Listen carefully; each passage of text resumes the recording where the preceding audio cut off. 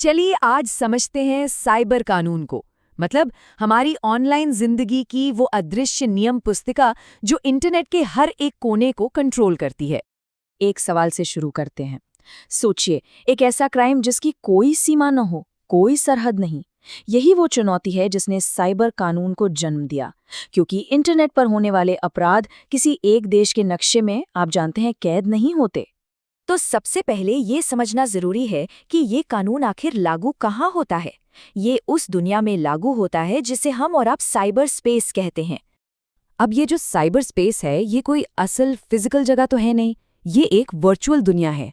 अब जरा सोचिए, एक ऐसी दुनिया जहां चोर अपनी पहचान आसानी से छुपा सकता है और एक देश में बैठकर दूसरे देश में क्राइम कर सकता है।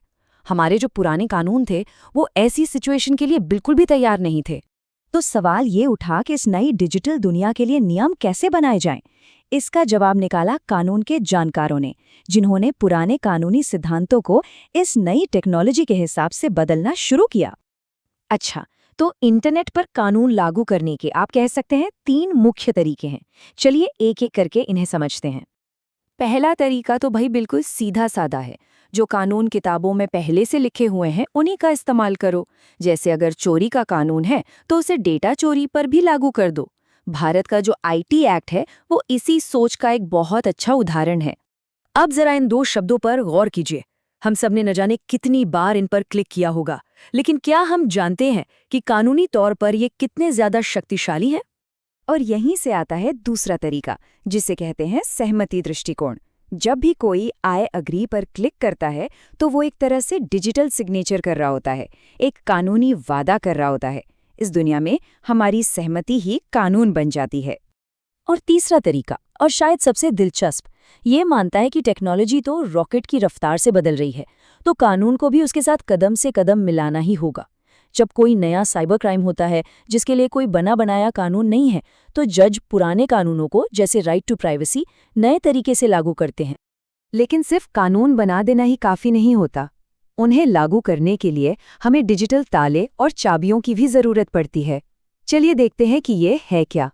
इस पूरी सुरक्षा की जो नींव है वो है क्रिप्टोग्राफी। इसे आप इंटरनेट का सीक्रेट कोड भी कह सकते हैं। ये हमारी जानकारी को एक ऐसे रूप में बदल देता है जिसे कोई और पढ़ ही ना सके, जिससे हमारी बातचीत प्राइवेट और सेफ रहती है। क्रिप्टोग्राफी मुख्य रूप से 2 तरह की होती है, सिमेट्रिक और एसिमेट्रिक। एक में एक ही चाबी इस्तेमाल होती है और दूसरे में 2 अलग-अलग। चलिए इसे तस्वीरों से समझते हैं तो और भी आसान हो जाएगा।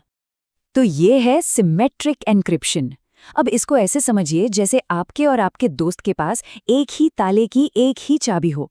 डेटा को लॉक करने के लिए भी वही चाबी और खोलने के लिए भी वही। ये तरीका फास्ट है, लेकिन इसमें एक रिस्क है। अगर चाबी खो गई या किसी और के हाथ लग गई तो आपका राज खुल सकता है। और फिर आता है एसिमेट्रिक एन्क्रिप्शन। ये तो और भी कमाल का है। ये एक मेल बॉक्स की तरह है। कोई भी आपकी पब्लिक की यानी मेल बॉक्स के पते का इस्तेमाल करके आपको मैसेज भेज सकता है, लेकिन उस मेल बॉक्स को खोलने की प्राइवेट की सिर्फ आपके पास है।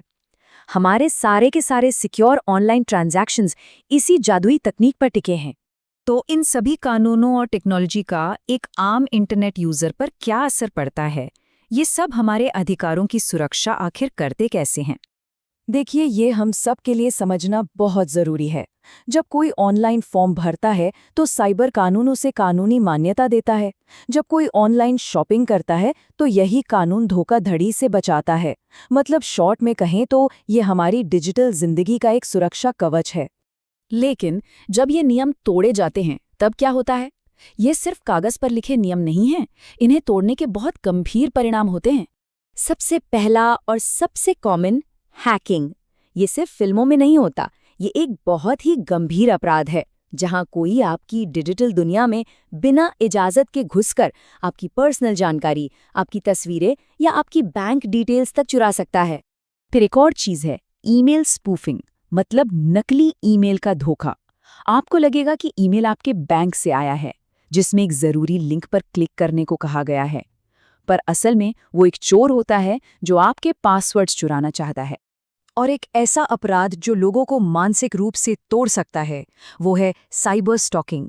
ये असल दुनिया में किसी का पीछा करने जितना ही डरावना और खतरनाक है, जहाँ अपराधी इंटरनेट का इस्तेमाल करके किसी को लगातार परेशान करता है, डराता धमकाता है। अब जरा इन सजाओं पर एक नजर डालिए। भारत का जो आईटी एक्ट है वो इन अपराधों को बिल्कुल भी हल्के में नहीं लेता। जैसा कि आप देख सकते हैं, हैकिंग या पहचान की चोरी जैसे अपराधों के लिए 3 साल तक की जेल और जुर्माना दोनों हो सकते हैं। और साइबर आतंकवाद जैसे सबसे गंभीर अपराध के लिए सजा आजीवन कारावास तक हो सकती है। इससे पता चलता है कि इन डिजिटल अपराधों को कितनी गंभीरता से लिया जाता है। तो आज की इस पूरी बातचीत का निचोड़ क्या है? सबसे बड़ी बात तो ये है कि इंटरनेट कोई वाइल्ड वेस्ट नहीं है जहां कोई नियम कानून न हो। यहाँ नियम है, वो हमारी सुरक्षा के लिए हैं और उन्हें तोड़ने की सजा भी है। और सबसे जरूरी बात, ये कहानी अभी खत्म नहीं हुई है। और अंत में ये सोचने वाला सवाल, जैसे जैसे टेक्नोलॉजी और आगे बढ़ेगी, हमारे कानून उसके साथ तालमेल बिठाने के लिए खुद को कैसे बदलेंगे? ये एक ऐसी चुनौती है जिसका सामना हमें आने वाले वक्त में लगातार करना होगा।